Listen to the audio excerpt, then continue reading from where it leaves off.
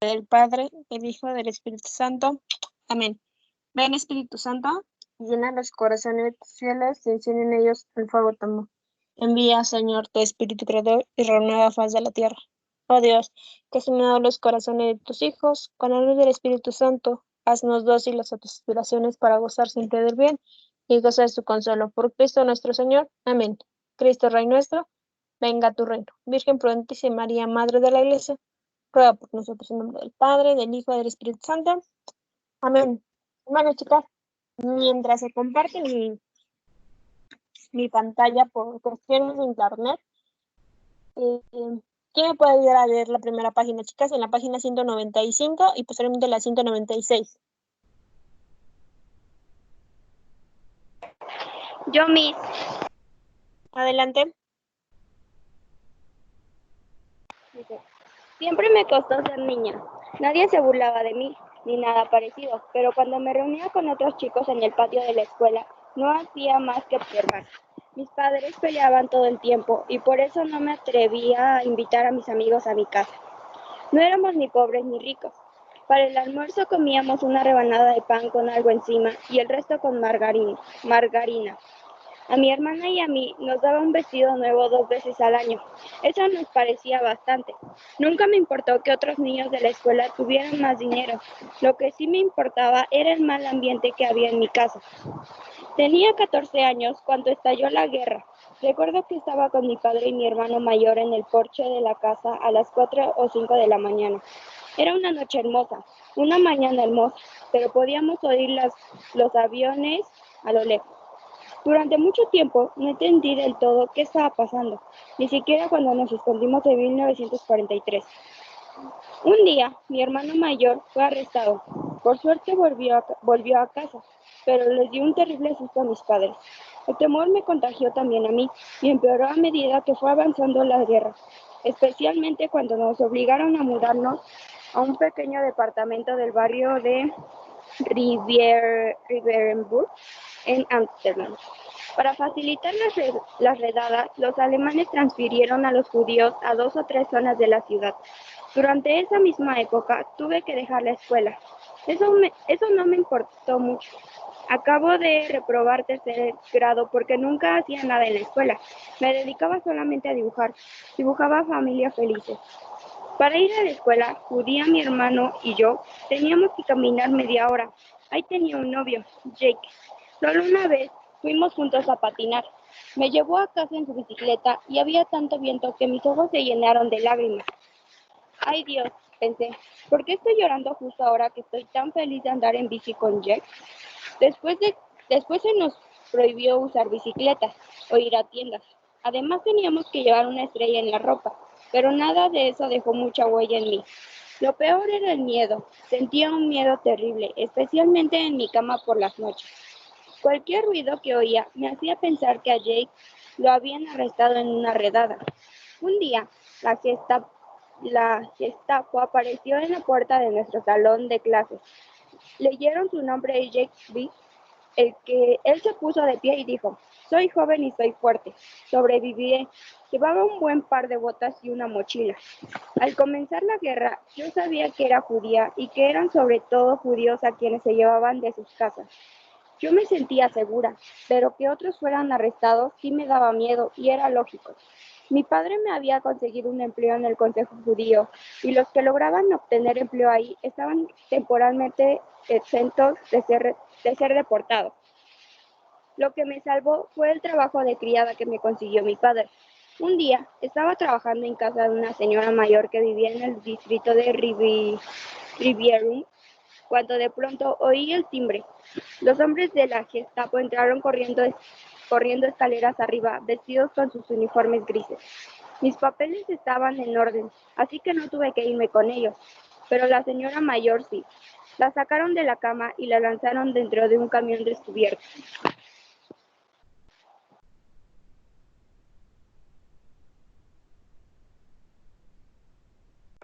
Muy bien, muchas gracias. ¿Quién me puede seguir ayudando, chicas?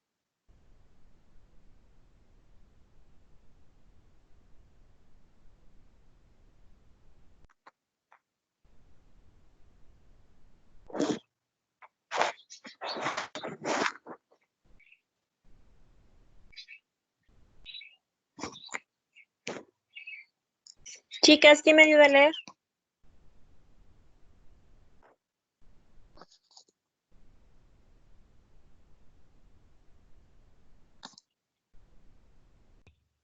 Yo, Miss. Adelante.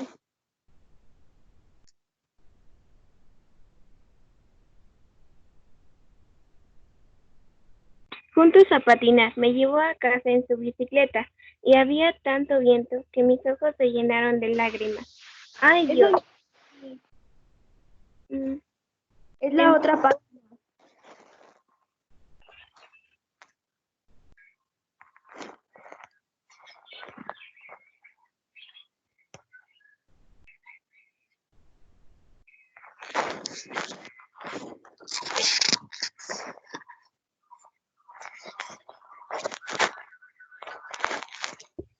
¿Es esa página, Miss? Sí. Sí le di a la mujer algo para que pudiera llevarse, como ropa o comida. Ni siquiera recuerdo si le dije algo. En casa teníamos una maleta con algo de ropa, por si teníamos que escondernos repentinamente. No era para llevárnosla, en caso de que fuéramos deportados al este. Eso era algo que queríamos evitar a toda costa. Cuando cumplí 16 años, ya no contaba con la protección de mi padre. En lo que los alemanes concernía, yo ahora era adulta y en cualquier momento podía ser deportada y separada de mis padres. Entonces nos escondimos. Los colegas no judíos de mi padre consiguieron escondites para todos, como lo hicieron y cuánto costó. Eran temas que no se tomaban en casa, ni siquiera después de la guerra. Una cosa estaba clara, era negocio, tener dinero y era imposible que la gente sin dinero consiguiera un escondite. Una mujer que trabajaba con mi padre me llevó a una granja en las afueras del pueblo de Sint Jacobi Parochie, en Frisia. El granjero y su familia llevaban años viviendo en una estación de ferrocarril abandonada. Tenían algunos cerdos y una vaca en una habitación grande que probablemente había sido la sala de espera. Yo tenía una pequeña habitación para mí sola en el ático. Hasta que entonces yo tenía idea de cómo sería vivir escondida. Lo que más me sorprendió fue que había lugares fuera de Ámsterdam, en donde una persona judía todavía podía llevar una vida agradable y donde la gente nos trataba bien.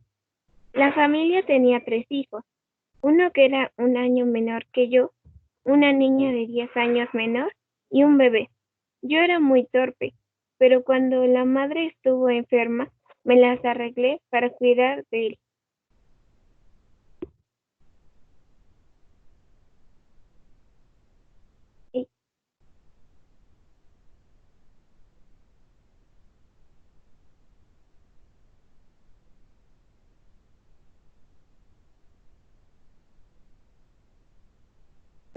Del bebé, cocinar y ocuparme del hogar. De verdad me necesitaban. Con ellos me sentí más en casa que en ningún otro lugar. ¿Hasta ahí, Miss, o sigo?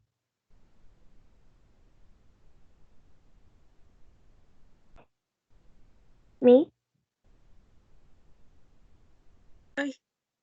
Sigue. En Sint Jacobi Parochie podía hacer las compras como cualquier otra persona y era conocida como Lucky de Lange. Tenía que decir que mi hermana y yo habíamos dejado Ámsterdam porque nuestra madre estaba demasiado enferma y no podía cuidarnos. Aquella era una historia extraña. Si nuestra madre hubiera estado enferma, nos habríamos quedado en casa porque lo normal era que las niñas de 10 años o más se hicieran cargo de sus madres cuando se enfermaban. Era un buen pueblo. No era colaboracionistas y nunca nos delataron. Hasta ahí mis hocicos. Hasta ahí, muchas gracias. ¿Quién me puede ayudar, chicas?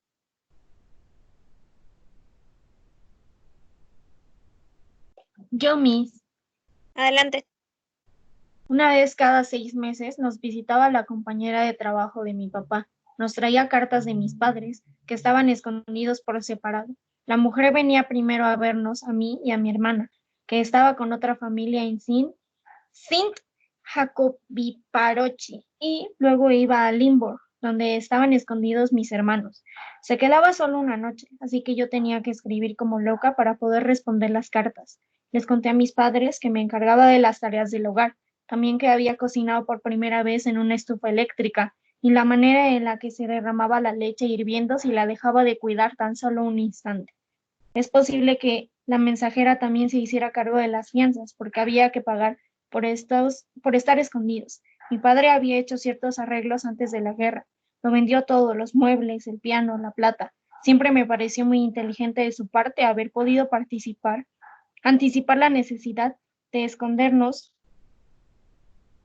haber tomado las medidas. En Frisia, el hombre que se encargaba de conseguir escondites para la gente era un pastor, quien un día llegó a la estación. Me han asignado a la parroquia de Bergum, dijo. Está a cierta distancia de aquí, al este de Leeuwarden. Tú y tu hermana pueden venir y vivir con nosotros.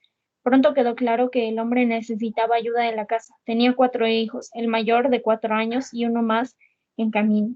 Mi hermana vivía con un tendero y su familia no le permitían hacer nada, así que para ella la mudanza fue algo bueno. Pero, ¿y yo? Bueno, a mí me gusta estar aquí y a ellos les gusta que esté aquí. Quizá pueda usted conseguir otra chica, pero tu hermana podría ir a la escuela en Bergum. Me pareció un argumento convincente. Mi hermana tenía entonces 12 años y a esa edad es muy importante ir a la escuela. Yo casi nunca pensaba en mi propia educación. Simplemente estaba feliz porque me hubiera acogido una familia relativamente relajada, donde no tenía que sentir miedo de ser atrapada ni arrestada. Seguí resistiéndome y el hombre dijo, si no vienes, la familia no recibirá más dinero o cupones de racionamiento. Así funcionaban las cosas. Con mi identificación falsa obtenía cupones que la familia podía usar para adquirir comida. Sin ellos, sin esos cupones, solo podían comprar comida para su propia familia y no alcanzaba para mucho. A ellos en realidad no les preocupaba gran cosa. Eres bienvenida aquí, incluso sin los cupones, me dijeron. Donde comen 5, comen 6. Finalmente accedí a irme con el pastor. La casa de Bergum era grande, así como la familia. De inmediato me pusieron a trabajar.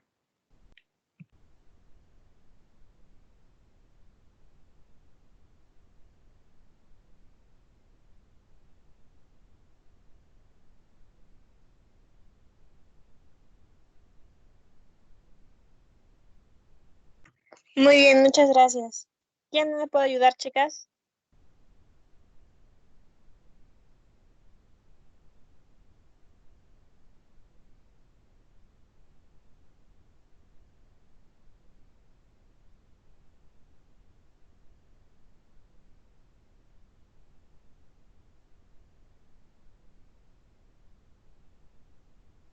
Yo, Miss, Adelante, Suri. hice. Mi hermana podía ir a la escuela, lo que era algo bueno. También en Bergum tuvimos que contar la poco increíble historia de nuestra madre enferma. De nuevo, nadie nos delató. El pastor solía enfadarse tanto que empujaba a sus hijos de un lado a otro de la habitación. Su mujer no tenía ni voz ni voto. Ella tenía un hijo cada año y eso era todo. Los sábados, mientras el pastor se sentaba a escribir sus sermones, todos teníamos que permanecer muy callados, incluso los más pequeños. Desde que viví en mi casa yo estaba acostumbrada a la disciplina, pero esto era excesivo. Yo me hacía cargo del hogar y aunque la familia no me caía bien y no era libre de ser yo misma, me las arreglé para adaptarme. Para entonces había aprendido a hacerlo y era parte de mi naturaleza. Mi hermana estaba tan nerviosa que solía mojar la cama. En esos casos, el pastor zarandeaba y le pegaba. Si se daba cuenta de que yo estaba viendo lo que ocurría, me gritaba. Ah, sí, tú eres la reina, ¿verdad? Claramente había algo en mi actitud o en mi mirada que demostraba cuánto odio sentía por él. Mi hermana se suicidó cuando tenía 50 años. Su muerte debe de haber tenido algo que ver con el estrés de nuestra infancia. Durante una época se hospedaron algunos alemanes en la casa del pastor, y aunque tenía la misión de construir refugios, no de perseguir judíos, me daban terror. Con frecuencia llegaban a la cocina con pollos o algún conejo. La criada y yo se los cocinábamos, pero yo me rehusaba a comerlos. No quería probar nada que hubiera sido atrapado y asesinado por los alemanes. Al pastor eso le parecía una ridiculez. No soportaba mi actitud. Me dijo que no comer lo que traían los alemanes ponía en peligro a toda la familia. Por supuesto, eso era una tontería, pues los alemanes no comían con nosotros. Por tanto, era imposible que se dieran cuenta de mi rechazo. Sentía tanto miedo mientras vivíamos con el pastor que tuve que ir a ver un médico. Supuse que como el resto de la gente en Bergum, el médico era bueno, no un colaboracionista. Le expliqué que mi hermana y yo dormíamos en un cobertizo en el jardín de la casa del pastor. Si los alemanes hacen una redada en la casa, le pregunté, ¿podemos intentar escapar y venir aquí? Me dijo que eso estaría bien. Yo buscaba un refugio, aunque en ese momento no sabíamos lo que le ocurría a los judíos en Alemania y Polonia. Pensábamos que los obligaban a trabajar duro y que no les daban comida suficiente para que murieran por causas naturales. Le escribí a mi padre para contarle cuánto miedo sentía en aquella casa. 6 meses más tarde me respondió que no debía de tener miedo, pero también dijo que no tenía sentido que no comiera los pollos de los alemanes y que no me preocupara tanto. ¿Le sigo, mis?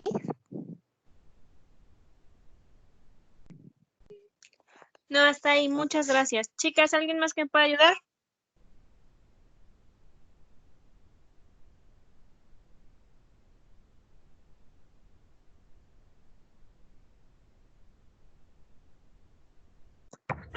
Yo, Miss, Adelante. eso me decepcionó mucho. No podía hablar con mi hermana sobre mis temores. Después de todo, ella era 4 años menor que yo y se sentía muy sola. En retrospectiva, mis miedos eran comprensibles. No era mi negativa al comer la comida alemana lo que nos ponía en peligro. El verdadero peligro era el pastor. Cada domingo predicaba desde el púlpito lo que se decía en Radio Orange. Aunque todo el mundo sabía que los alemanes arrestaban a cualquiera de que sospecharan que escuchaba esa estación, y hablaban también de nosotras, las niñas que vivían en su casa por tener a nuestra madre enferma. No fue una sorpresa que también el pastor y su familia tuvieran que esconderse. Por eso tuvimos que irnos. Mi hermana se fue con una maestra a la isla de Schiermonnikoog, donde había nacido la mujer.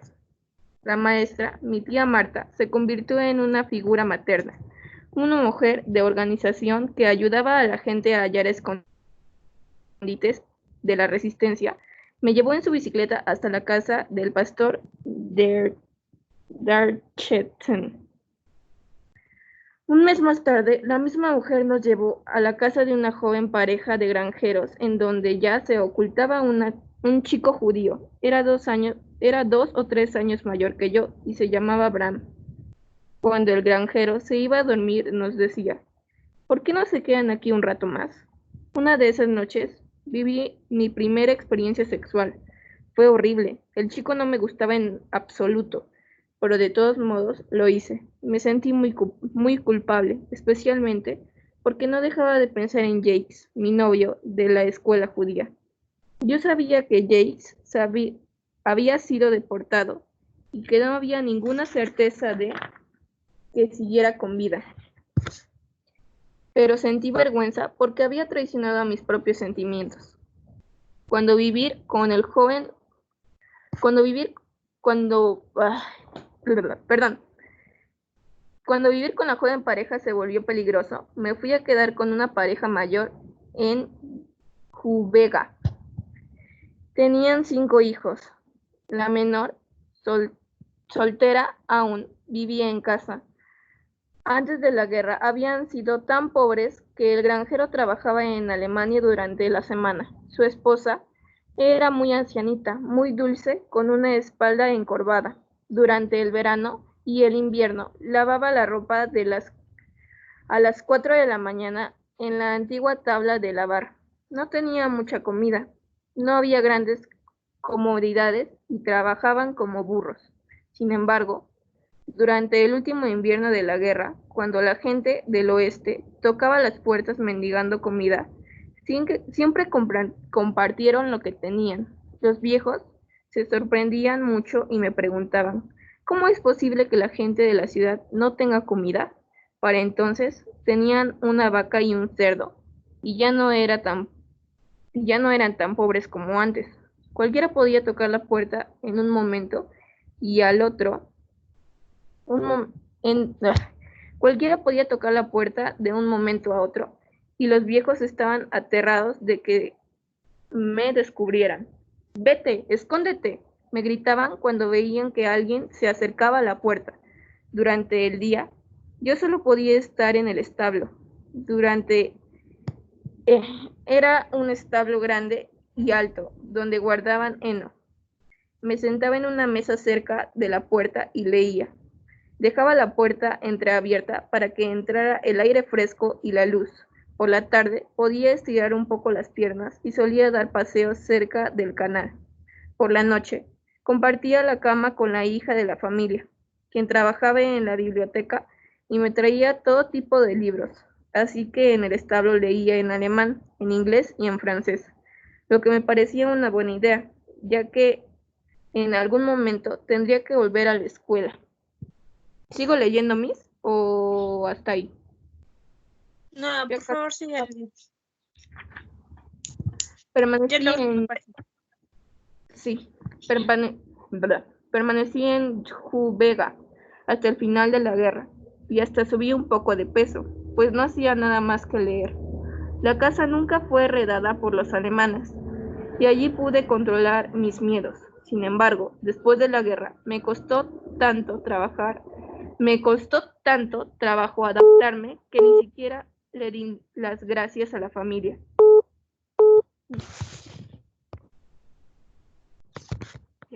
Todavía me siento muy mal por eso. Desde luego, hace mucho que murieron y seguramente también su hija. Celebré la liberación de Frisia en el pueblo de Itzl con Bram, el chico que estaba escondido en la granja, y sus padres. Los alemanes se habían marchado, lo cual era maravilloso. Pero yo no tenía mucho que celebrar, y mucho menos junto a Bram. Aún así, más tarde regresé a Ramstadt. Por un tiempo estuve comprometida con Bram, porque nuestros padres dijeron que así debía ser. No recuerdo nada del reencuentro con mis padres y mis hermanos. Mi padre solicitó el divorcio inmediatamente después de la guerra. Cuando me enteré, fue como si hubiera abierto el piso de un terremoto. Durante la guerra, me debilitaba con la idea de que tras la liberación todo sería mejor tanto en casa como en el mundo, y que podíamos trabajar juntos para construir una nueva sociedad. El divorcio destruyó esas esperanzas. Me sentía completamente sola. Esa sensación me duró años. Al terminar la guerra, sentí curiosidad por mis antiguos compañeros de la escuela, especialmente por Jakes. Pero temía averiguar qué le había ocurrido. No fue sino hasta 30 años más tarde que fui a Holland en Ámsterdam, donde se rinde homenaje a los judíos muertos durante la guerra. Supe así que Jake había fallecido en una cámara de gas, inmediatamente después de su llegada a Sobibor. Creo que es todo, Miss. Sí, muchas gracias. ¿De qué se trató el capítulo, chicas?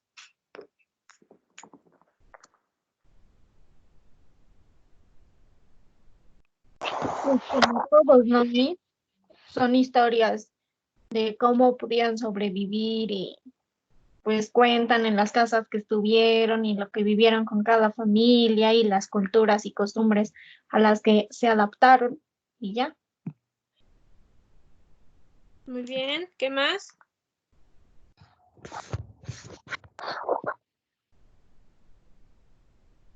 Pues es que en sí fue como que, bueno, fue diciendo lo que ocurría, digamos, en cada casa, en cada escondite que ella se quedaba, cuando también decía que bueno, que sus padres se habían obligado a comprometerse, y así, después ya después de la guerra decían que según bueno, ella fue a, ¿cómo se llama? A Amsterdam, algo así, no sé. Y ahí decía que se rendían homenajes a los judíos que ya habían muerto durante la guerra, y que supuestamente ahí estaba Jake, que según él había fallecido en una cámara de gas, sí, sí. Muy bien, efectivamente, pues trata más de los escondites, ¿no? Cómo escondían a los judíos antes, ¿no? Bueno, su actividad, chicas, es la siguiente.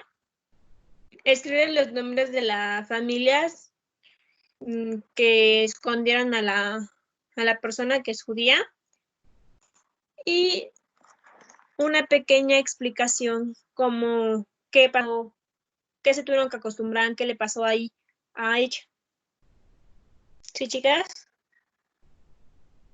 Sí, mi. Sí, Miss. Bueno, esto, chicas, lo vamos a trabajar en Classroom para que no se les complique en cuestiones de tantas tareas que tienen en plataforma. Lo podemos trabajar en Classroom, digo, es para que nada más se envíen el trabajo, digo, en plataforma va a estar el video, va a estar igual, si se les complica mucho enviármelo por Classroom, pues me lo pueden enviar por la aula 24 horas, no pasa nada.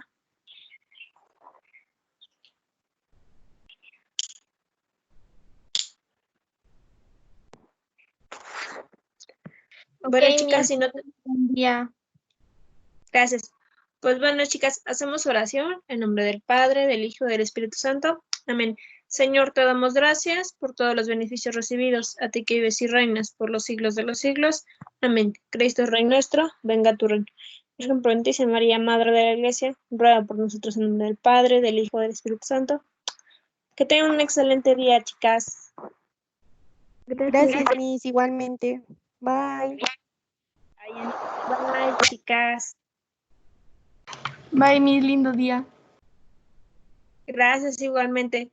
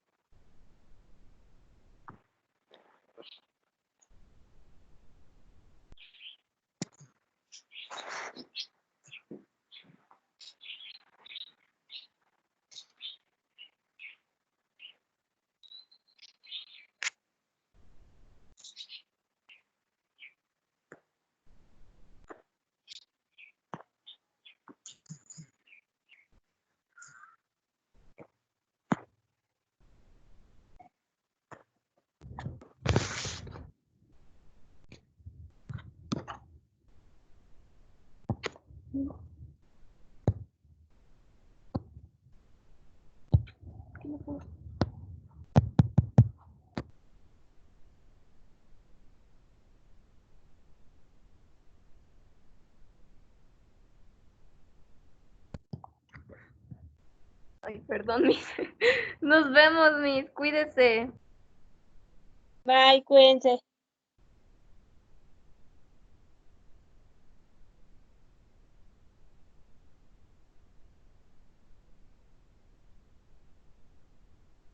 ¿Hay alguna duda?